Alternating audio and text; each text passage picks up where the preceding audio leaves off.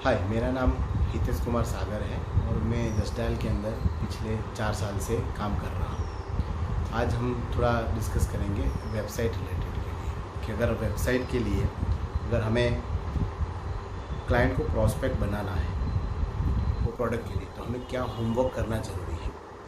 पहले तो जो कस्टमर है वो कस्टमर का हमें बिज़नेस का नेचर कैसा है और बिज़नेस की क्या रिक्वायरमेंट है, वो सर्विस इंडस्ट्री में है या कोई प्रोडक्ट सेलिंग में है, तो उसके ऊपर थोड़ा हमको उसका रिसर्च करना पड़ेगा कि उसकी क्या रिक्वायरमेंट है। अगर प्रोडक्ट के अंदर है तो वो किस तरह की प्रोडक्ट के अंदर डील कर रहे हैं, जैसे वो उसको ऑनलाइन हम सेल कर पाएंगे या उसको ऑनलाइन प्रेजेंस आने से प्रेजेंट मार्केट जैसे डिजिटल वर्ल्ड चल रहा है अभी, तो उसके अंदर उनको क्या उसके फ़ायदे हो सकते हैं। तो ये सब हमें उसके ऊपर काम करना पड़ेगा। और अगर सर्विस इंडस्ट्री है तो सर्विस इंडस्ट्री में वो किस तरह से उसको यूज़फुल होगा, वो चीज़ हमें पहले उसका होमवर्क करना पड़ेगा।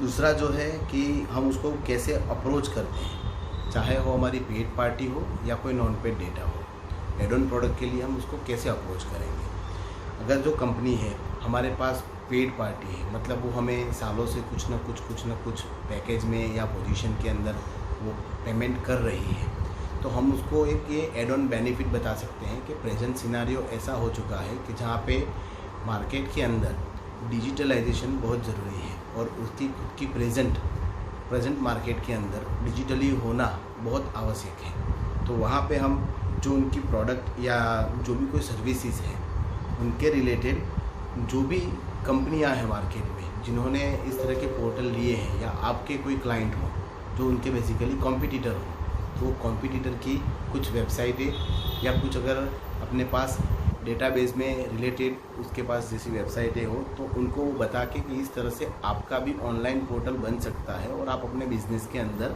उसको आप आगे बढ़ा सकते हो। क्योंकि आज डिजिटल प्लेटफॉर्म ऐसी चीज़ हो गई है कि वो होना आवश्यक हो गया है। और अपने जो वेबसाइट बनाते हैं, जस्ट डायल जो वेबसाइट बनाती है, उसके जो मेन जो फीचर्स हैं जो हम हाईलाइट कर सकते हैं कि ये जो प्लेटफॉर्म है इसके अंदर हम मल्टीपल पेजेस ऐड कर सकते हैं। दूसरा कि ये हम सेल्फ मैनेज कर सकते हैं, वो सबसे बड़ी चीज़ है। क्योंकि क्या होता है कि मार्केट में अगर कोई कहीं से भी वेबसाइट बनवाता है तो वो डिपेंडेंट हो जाते हैं। अगर कुछ चेंजेस करना है या कुछ अमेंडमेंट करना है या नया कुछ ऐड करना है तो हम वो डिज़ाइनर पे या प्रोग्रामर पे डिपेंडेंट हो जाते हैं, जहाँ पे यह डिपेंडेंसी ख़त्म हो जाती है और यहाँ पे सेल्फ कंट्रोल हो जाता है फुल्ली, जिसको हम फुल्ली कंट्रोल कर सकते हैं। इसी के अंदर अगर दूसरा फीचर्स हम देखेंगे तो ये ई कॉमर्स रेडी है। ई कॉमर्स वेबसाइट जब कोई भी बनाने जाता है मार्केट के अंदर तो उनको क्या दिक्कतें आती हैं। अगर उनको अगर वेबसाइट बनानी है तो पहले तो उनको पेमेंट का गेटवे, जो भी बैंक से उनका रिलेशनशिप है उनसे उनको एपीआई का एक्सेस लेना पड़ेगा। आज समझो कि एक बैंक का रिलेशनशिप है, कल को अगर वो बैंक का रिलेशनशिप चेंज होता है तो उनको वही सब चीज़ें वापस दोहरानी पड़ती है, वही सब प्रोसीजर वापस दोहरानी पड़ती है जब पहले रिलेशन के अंदर थे और जब एपीआई लेने के टाइम पे उन्होंने वो बैंक के साथ की होती है।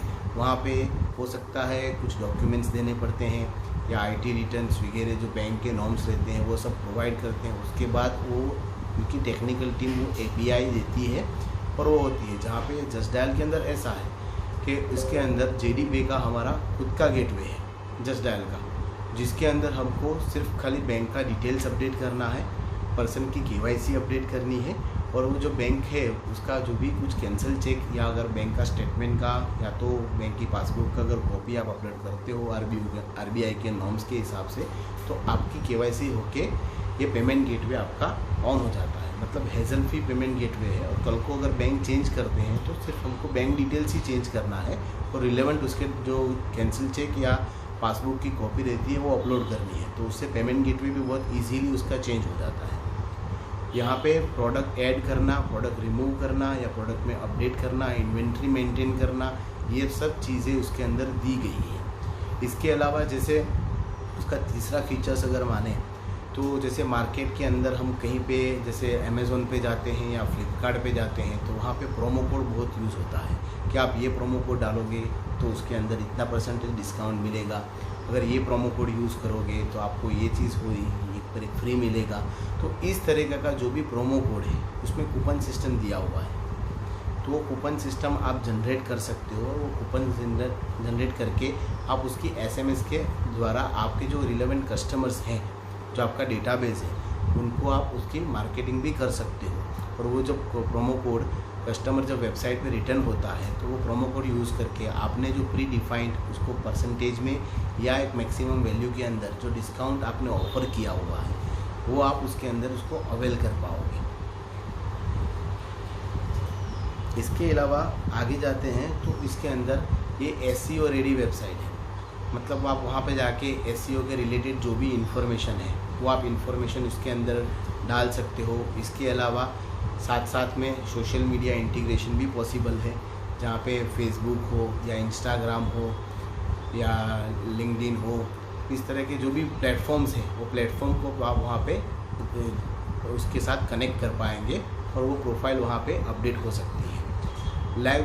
उसके साथ ये व्हाट्सअप इंटीग्रेशन भी दिया हुआ है, जिससे व्हाट्सअप इंटीग्रेशन होने से अगर कस्टमर व्हाट्सअप से आपको चैट करना चाहे तो वो भी चीज़ वहाँ से कर सकता है।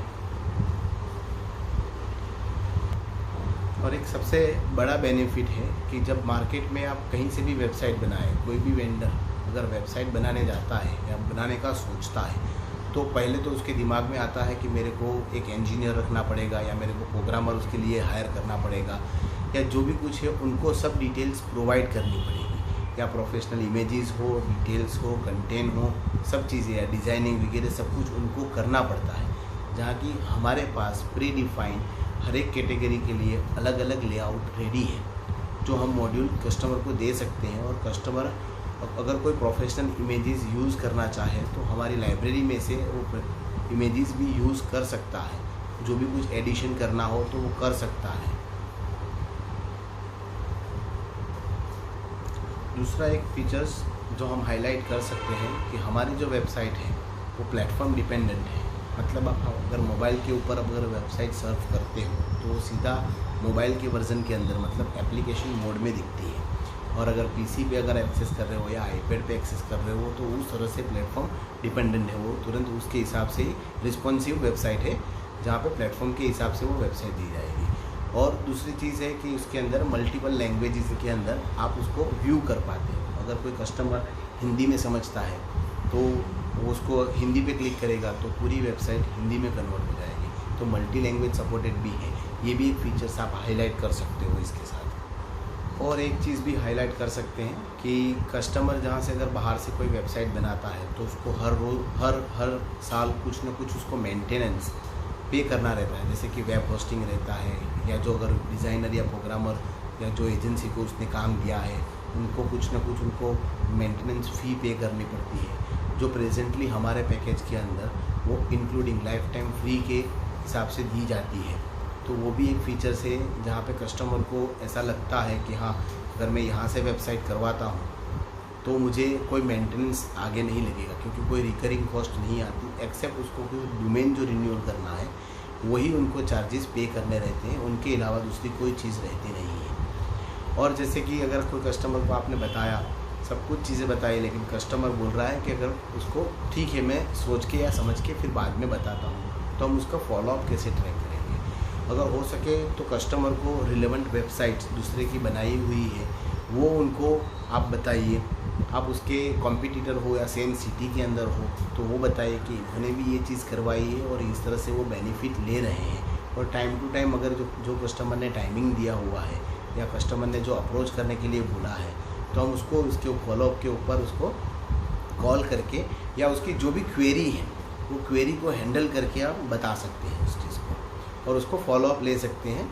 और इस तरह से भी फॉलोअप हम ले पाएंगे उसका। और एक चीज़ मैं हमेशा करता हूँ जो ये जिसको हम सेल्स टेक्निक बोल सकते हैं कि कस्टमर जब अपने पास जब वेबसाइट के लिए आता है, अपने को अगर सिटिंग मिलता है कस्टमर के साथ बैठ के वेबसाइट का डेमो देने का, तो उसको एक चीज़ ज़रूर समझाइए कि मार्केट में अगर आप जाएंगे, कहीं पे भी जाएंगे आप मार्केट में वेबसाइट बनाने के लिए, तो मार्केट में आपको कोई स्टैटिक वेबसाइट बना के देगा, उसका दाम शायद हो सकता है 8-10 हज़ार में बना के दे, लेकिन उसके अंदर कोई फिर चेंजेस नहीं कर सकते, या तो आप डिपेंडेंट रहते हो। दूसरा एक डायनामिक वेबसाइट भी रहता है जहाँ पे आप मल्टीपल पेजेस ऐड कर सकते हो और कंटेंट को चेंज करवा सकते हैं। और तीसरा जो वर्जन रहता है जहाँ पे ई कॉमर्स रेडी, जो हमारे पास जो ई कॉमर्स रेडी है उसके अंदर सब कुछ चीज़ें हैं। जैसे कि अगर डिलीवरी का ऑप्शन है, हमको कहीं पे डिलीवरी ऑन रखनी है, कैश ऑन डिलीवरी रखना नहीं रखना है, ये सब कंट्रोल आपके पास रहता है। और आप उसको जैसे सोशल मीडिया मैनेज करते हैं उस तरह से इसको मैनेज कर पाते हैं,